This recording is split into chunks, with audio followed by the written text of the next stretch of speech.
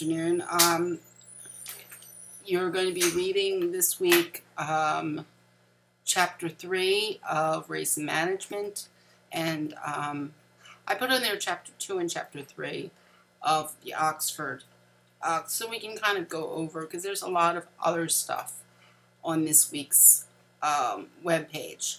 One of the things you definitely need to do is look at the Hell on Earth videos before you do the Willowbrook essay.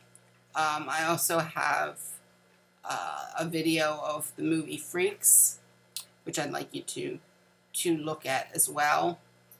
So there are 4 PowerPoints up this week as well.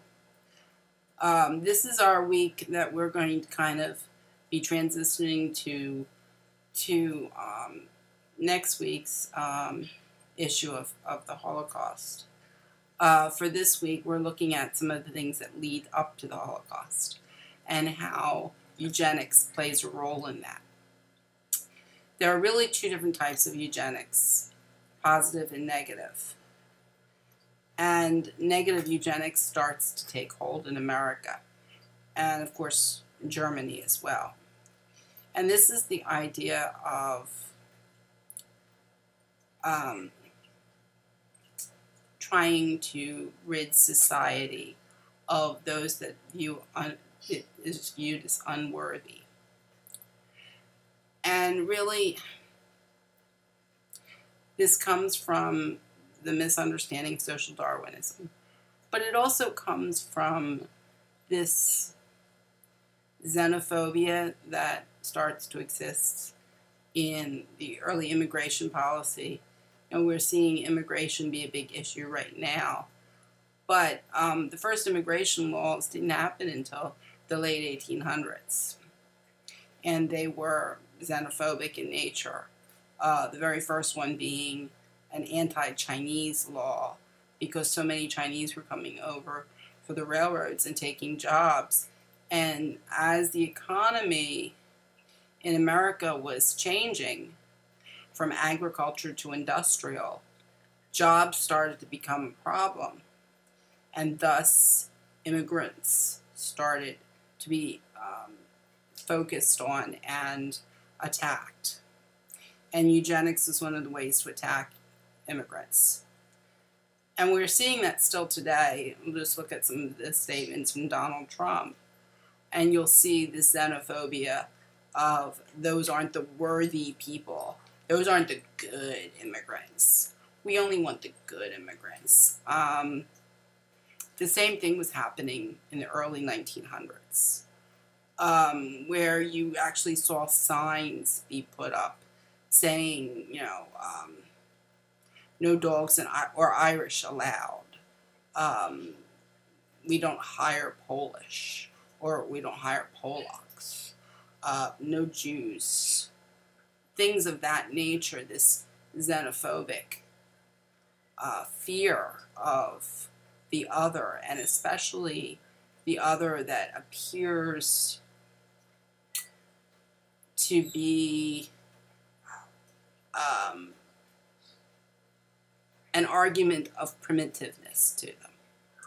So thus they may have darker skin, the brown people. They may be less educated. Many of them are very poor. They were coming to America in search of freedom and equality, and what they found instead was xenophobia and hatred. So, you know, this is not new. It just seems to change focus every so many years to a different group. Now, back in the 1900s, early 1900s, Mexicans weren't the problem. It was the Irish and the Polish that were the issue, not the Mexicans. Now we're seeing Mexicans and Pakistanis attacked. because they're the ones that become the focus. We're also looking at disabilities. One of the things the eugenics talks about is the idea of the inferiority. And when we look at inferiority, we're talking about this idea of people that aren't worthy.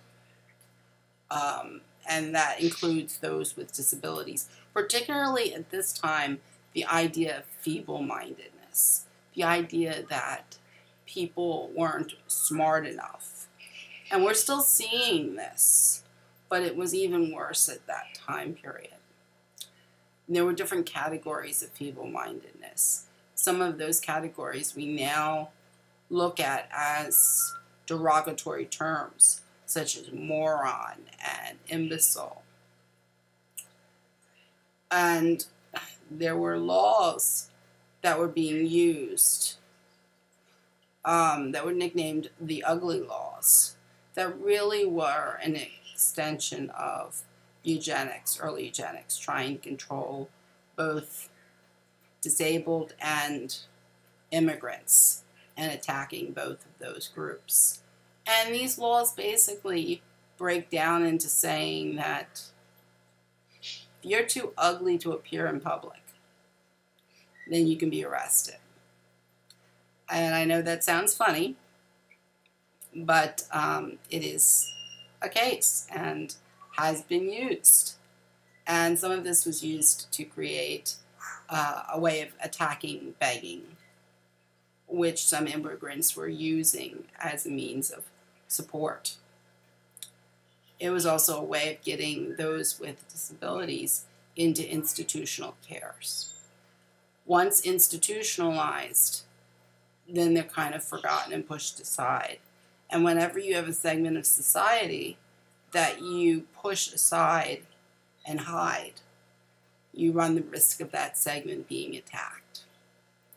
And as you'll see in the Willowbrook, which is much later in the time, it actually was done in 1976, you'll see what happens to institutional care.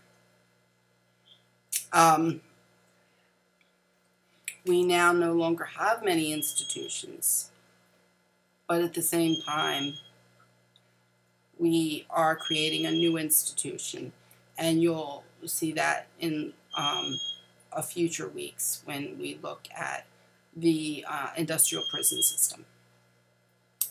So for this week, you have some discussions, you have some journals, and there are 4 PowerPoints. There will be videos attachments to these PowerPoints, so I can help you kind of go through them. Hopefully everything is running well for you. Please, once again, feel free to contact me if you have any questions. Your first paper's due, and the first paper is going to be focusing on some issue about eugenics before World War II, before the Holocaust. You can look at the ugly laws. You can look at gender issues. You can look at immigration. You can look at institutionalization. You can look at social Darwinism. You can look at individuals like Galton. I'm really letting it be open to you. My only issue is I'd like it to focus on something that occurs before the Holocaust. Now, the institutionalization element does exist after, so that kind of immigration and institutionalization can be focused on into past World War II. But I'd like you to try to see if you can focus on the issues before World War II. You can also look at some of the early race laws. You can look at early immigration laws, marriage laws. There's a lot out there, and you know, if you have any trouble figuring out what you'd like to focus on, just contact me and I can give you some suggestions. I'd like at least 3 resources. You can use your textbooks as well, as a lot of the material that I have posted. You can use some of that. Gender is another issue that you can look at. We're going to be talking a little bit about gender.